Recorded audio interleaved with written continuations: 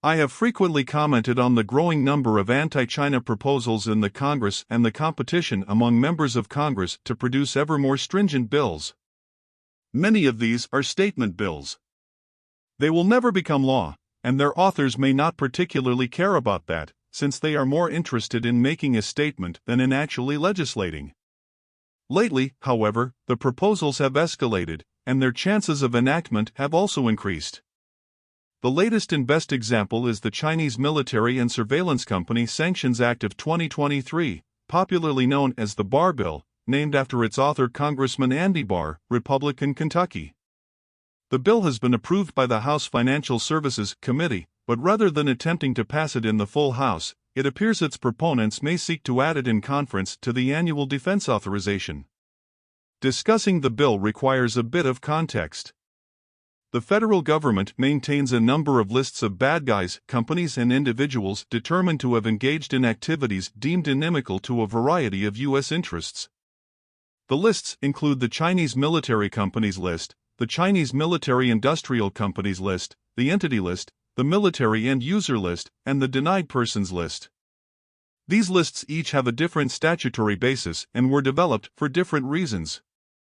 The Chinese Military Companies List, for example, is a list of Chinese companies doing business with China's military.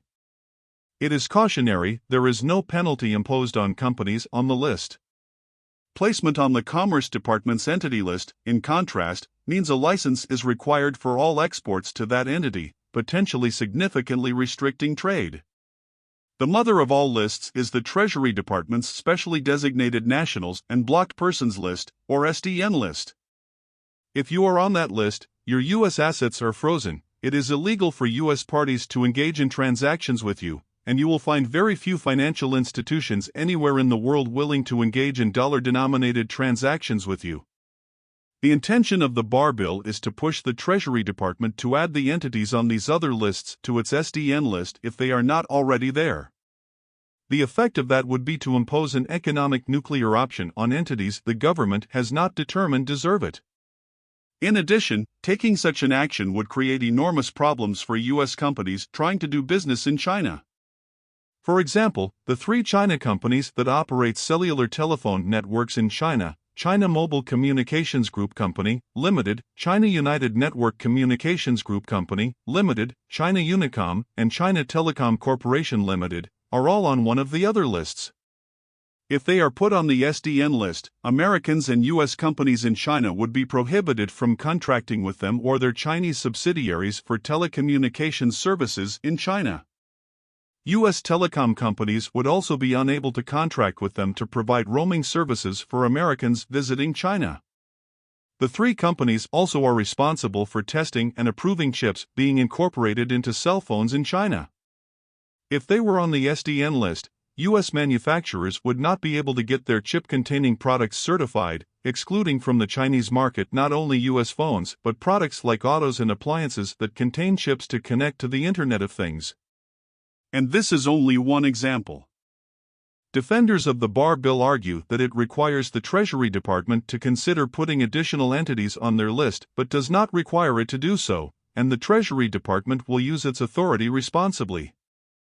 That may be true if we have a responsible administration, like the current one, but that would be far from certain under a different president.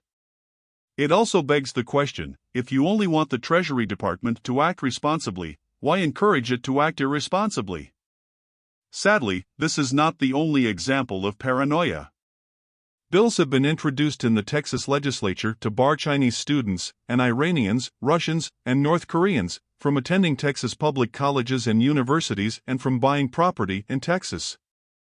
We are also seeing a wave of bills preventing Chinese from buying farmland, even though the government already has authority to block any specific investment for national security reasons such as the property being adjacent to a military facility. Measures like these only serve to drive us further apart. One would think that educating Chinese students in the United States would be a good thing. They would learn about democracy and the history and culture of our country outside the reach of Chinese propaganda. If they end up staying here, we get the benefit of their talent. If they go back to China, they take part of us with them. We win either way. The fear seems to be that some of them are spies. Some of them probably are, but banning all of them is a classic case of throwing the baby out with the bathwater. It also demeans us as a people afraid to interact with others that might have different points of view.